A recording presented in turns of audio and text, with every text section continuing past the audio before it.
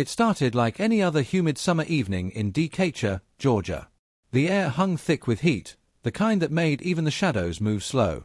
At the 911 call center, the room buzzed softly with chatter and static until a single phone line lit up red. The dispatcher, a young woman named Carly Hughes, answered without thinking much of it. She'd taken dozens of calls that day, noise complaints, arguments, a few accidents. But this one was different. The voice on the other end was trembling, low, almost whispering. Yeah. I need to stay anonymous, okay? But I think there's a dead kid in one of those old apartments off River Bend. Building 12. Apartment 304. Carly froze, pen hovering over her notepad. Sir, can you repeat that? You said, a child. Yeah, he muttered. A little one. In a stroller, I think. It's bad. Real bad. And then he hung up. Within minutes, a patrol car rolled into the cracked parking lot of River Bend Apartments. The complex sat at the edge of town, long forgotten by the city, half the units boarded up, the rest barely standing. Streetlights flickered, moths circling them like ghosts. Officer Dana Ruiz and her partner, Mark Keegan, stepped out of the car, the gravel crunching under their boots. Building 12 loomed ahead, chipped brick, broken windows, the smell of mildew leaking from every wall. They climbed the stairs slowly, the kind of slow that comes from instinct, when something in your gut tells you this isn't going to be a normal call. Apartment 304's door was slightly ajar, a strip of darkness visible through the gap. Decatur PD, Dana called out. Anyone inside? No answer. She nudged the door open with her flashlight, sweeping across the small living room. The air inside was heavy, still, and thick with the sour scent of rot. Toys were scattered across the floor, a stuffed bear missing one eye, a plastic doll face down near the couch. A bowl of cereal sat hardened on the table, spoon still in it, like someone had just walked away mid-bite. Mark whispered, "Place looks abandoned." Dana didn't respond. Something in the back of the apartment was pulling her in, a faint odor that grew stronger with every step. She followed it down a narrow hallway, the walls smeared with old crayon drawings and fingerprints. The smell hit her full force when she reached the last door on the left. Her stomach clenched. She raised her flashlight and slowly turned the knob. The closet was small, barely big enough for a coat rack and a few boxes. But there, in the center, sat an old pink stroller. Its fabric was faded, the handle wrapped in duct tape. And inside it, Dana stopped breathing. The remains of a little girl, her tiny body curled in on itself, skin leathery and pale, her hair still tied in a small ribbon. She was still buckled in, as if someone had once placed her there for a nap and never came back. Mark stumbled backward, gagging, one hand over his mouth. Dana couldn't move. The only sound in the room was the faint buzz of flies somewhere in the corner. After a long moment, Dana whispered, almost to herself, She's just a kid." Crime scene tape went up within the hour. Detectives, forensic techs, medical examiners, the apartment was suddenly alive with movement, but none of it erased the weight in that closet. Outside, neighbors gathered, whispering to one another in disbelief. "I thought they moved months ago," said an elderly woman clutching her robe. "There was a little girl. I used to see her sometimes. Quiet child. Always in that stroller." Carly, the dispatcher, stayed late that night, staring at her computer screen. She couldn't shake the voice of that caller, how he sounded like he'd seen something he'd never forget. Somewhere out there, a stranger had finally spoken up. But for the little girl in apartment 304, the help had come far too late. And as the night fell over Decatur, the building sat in silence again, except for the faint creak of the police tape fluttering in the wind, a lonely reminder of the secret it had been hiding all along. The autopsy confirmed what detectives already feared: the child in the stroller had been dead for months. The coroner's report was clinical, stripped of emotion, but the details cut deep. Female. Approximately 7 years old. Advanced decomposition. No visible external trauma. Cause of death: starvation and dehydration. Her name, they would later learn, was Nia Brooks. That name came from a worn birth certificate found in a drawer beside unpaid bills, eviction notices, and a stack of unopened mail. The papers told part of her story: a life lived at the edge of poverty, welfare checks, medical forms marked urgent, and doctors' notes about developmental delays. Nia had been born with cerebral palsy and nonverbal autism. She couldn't walk long distances, and most days, her mother wheeled her everywhere in that same pink stroller. Detectives pieced together a fragile picture of their life through fragments: a broken photo frame on the counter showing a smiling woman holding a baby, a backpack with small toys and crayons, a grocery list written in shaky handwriting, milk, diapers, meds for Nia. It wasn't just a crime scene, it was a snapshot of a life that had quietly fallen apart. Detective Dana Ruiz spent the next few days knocking on doors, questioning neighbors, and searching for anyone who might have seen or heard something. The responses were always the same: confusion, pity, guilt. Most of the tenants in Building 12 were low-income renters who kept to themselves. They remembered seeing Tanya, Nia's mother, months ago, pushing her daughter around the courtyard or sitting on the stoop, smoking, staring off into space. But then, one day, they were gone. "I thought they'd moved out," said a neighbor named Ms. Jenkins, a frail woman who lived directly below them. "She told me her cousin was coming to get them. That was back in January. I never saw them after that." Another tenant said he'd heard a fight, yelling, a door slamming, then silence for weeks. But no one ever checked. No one called. Dana could see the guilt forming in their eyes as they spoke, each realizing they had been living just a few feet away from tragedy. Nia's short life began to unfold through hospital records and social worker notes. She had been born premature, weighing barely 3 pounds. Her mother, Nia Brooks, was 19 at the time, with no family to help her. She struggled to keep a job, often moving from place to place, falling behind on rent. Reports from social services showed multiple welfare checks over the years, concerns about neglect, missed doctor appointments, poor living conditions, but every time, Tanya promised she'd do better. And somehow, the system kept believing her. As the investigation deepened, Dana couldn't help but feel the ache of it. This wasn't the kind of case built on rage or impulse. It was built on exhaustion, isolation, and quiet neglect, the kind that festers behind closed doors until a child simply disappears. She looked at a small drawing found on the fridge, done in clumsy crayon lines, a stick figure girl in a stroller beside a taller figure labeled Mom. The son in the corner had a smiling face. Dana wondered how long ago that had been drawn, and if Nia had been happy when she made it. No missing person report had ever been filed for Nia Brooks. Her school records showed she hadn't attended classes in over a year. The last doctor's visit was 8 months prior. When social services had tried to follow up, the family had already moved. No one had tracked them down. It was as though Nia had vanished from every system meant to protect her. Dana went home late that night, sitting in her car long after parking. She thought about how many times neighbors had looked the other way, how many agencies had missed their chance. Nia wasn't just failed by her mother, she was failed by everyone. The next morning, Dana stood in front of her squad, holding Nia's photo. "We're finding her mother," she said firmly. "No matter what it takes."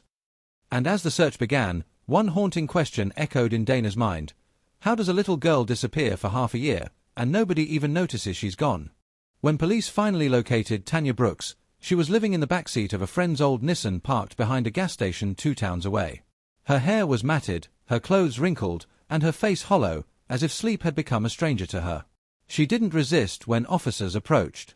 In fact, she seemed relieved, her shoulders sinking as if she had been waiting for this moment, for someone to finally find her. She spoke softly when they told her why she was being taken in. "You found her, didn't you?" she whispered. The words weren't a question. They were a confession wrapped in exhaustion. At the precinct, Detective Dana Ruiz sat across from her in a small interview room. The fluorescent lights flickered, and a stale smell of old coffee lingered in the air. Tanya stared down at her hands, fingers trembling slightly. She asked for water, took one sip, then folded her arms tightly as if holding herself together. Dana started gently, not with accusations but with the kind of calm that comes from wanting answers more than anger. "Tanya, we found your daughter in your old apartment. Can you tell me what happened?" Tanya's eyes filled with tears, but her voice stayed steady. "She's not dead. She can't be. My cousin was supposed to come for her." She said it like she was trying to convince herself. When Dana asked for the cousin's name, Tanya hesitated, then muttered, "She doesn't live around here anymore. Maybe she moved her." The story didn't make sense. The cousin didn't exist. Dana let the silence stretch. Sometimes silence tells the truth better than words. Finally, Tanya's voice broke. "I didn't mean to leave her like that. I swear, I didn't." Her chest rose and fell in uneven gasps. "I was going to come back. I needed time." She explained that months earlier, after being evicted, she had nowhere to go. Her boyfriend had left, and she'd lost her job at a diner. With no income and no family to turn to, She claimed she planned to take Nia to a cousin's house for help. But that plan fell apart the same day. She said she left Nia sleeping in the stroller while she went to make a phone call, and then never came back. At first, Dana thought she was deflecting, trying to dodge responsibility. But then Tanya added quietly, "When I walked away, I told myself I'd be back the next day. But the next day turned into a week, and then I couldn't face what I'd done." She began to cry, not loud sobs, but the kind that seemed to drain every ounce of strength. "She didn't cry much, you know," Tanya said through tears. "She'd just hum sometimes when she was happy. I used to think maybe that meant she was okay with being alone for a little while." Her voice trailed off. "I was wrong." Dana sat still, watching the woman crumble under the weight of her own words. She'd seen many suspects cry, some out of guilt, others out of fear.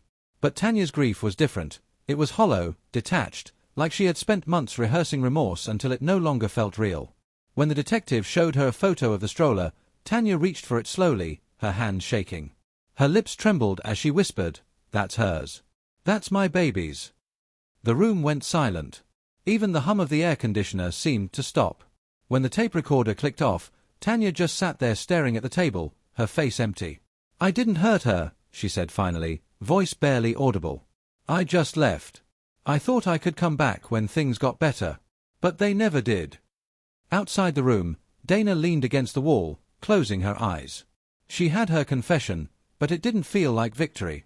There were no monsters here, no evil schemes, just a mother who'd lost herself in despair and left her child behind.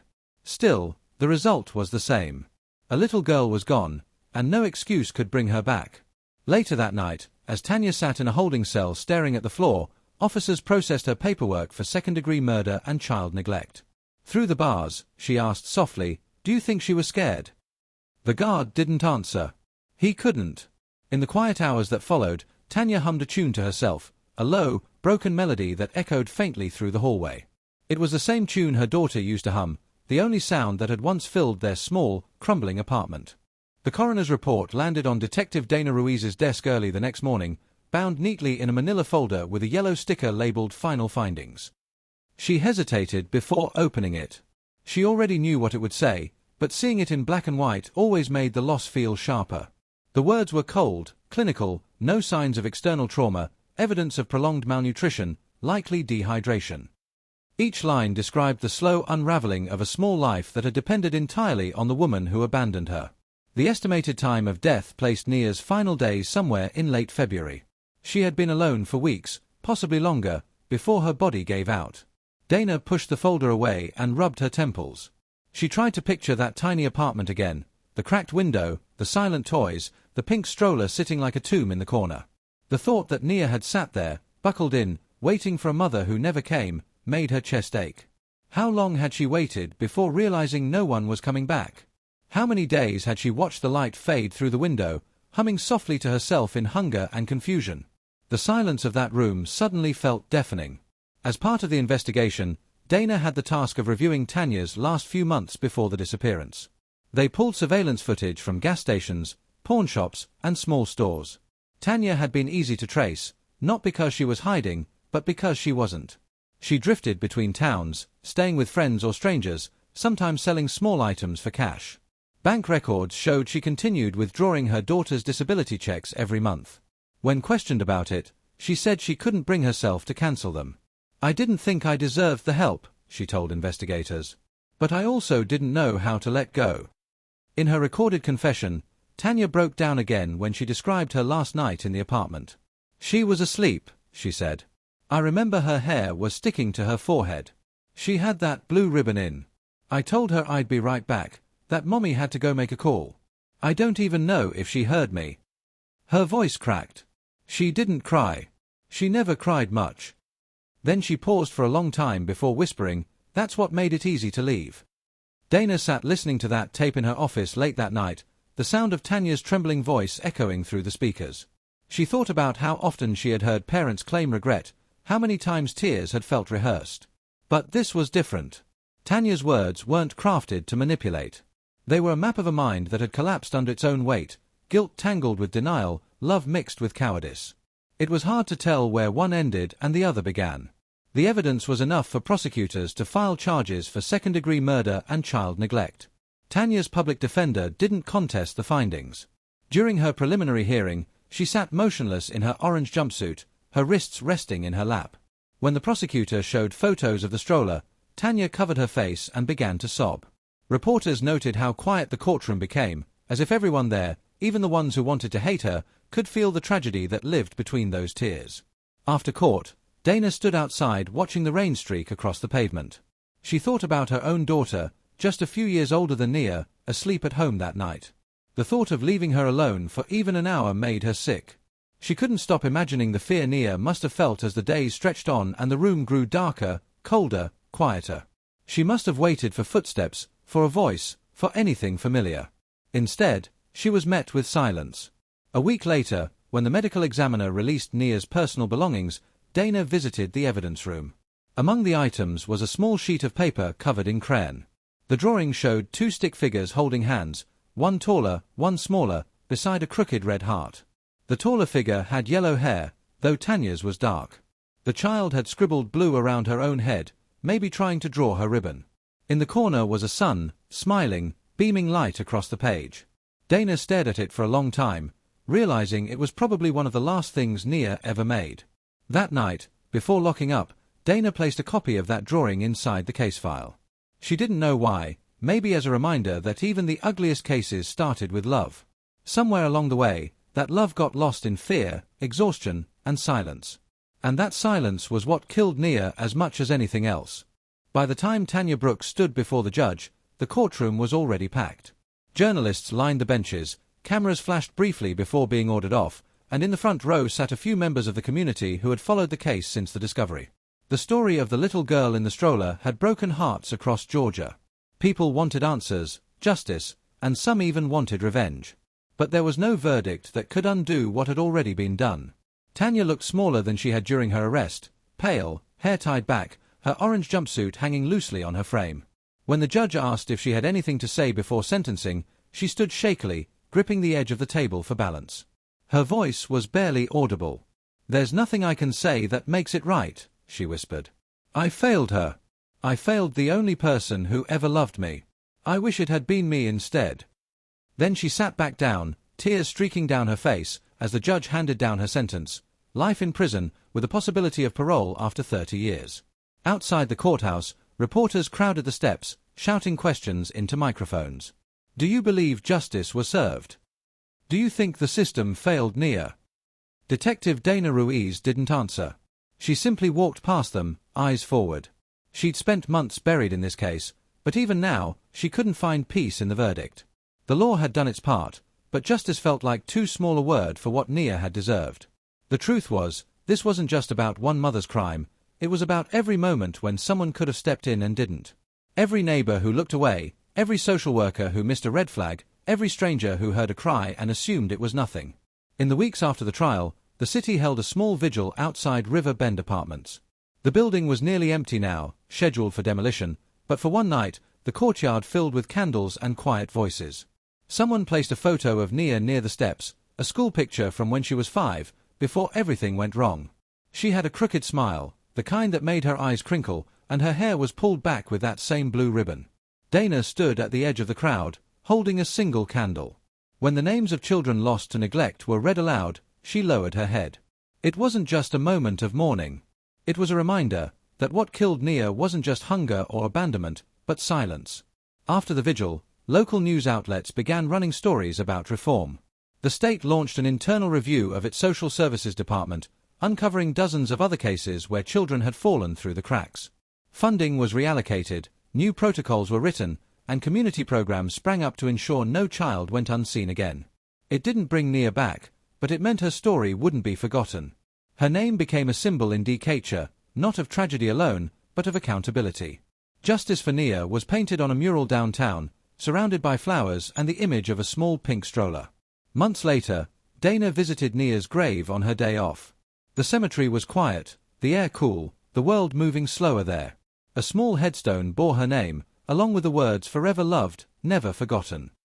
Someone, perhaps one of the volunteers from the vigil, had left a drawing beside it, sealed in plastic to protect it from the rain. Two stick figures stood under a bright sun, holding hands. Dana recognized it immediately. It was a copy of Nia's drawing from the evidence file. For a moment, she just stood there, her throat tightening.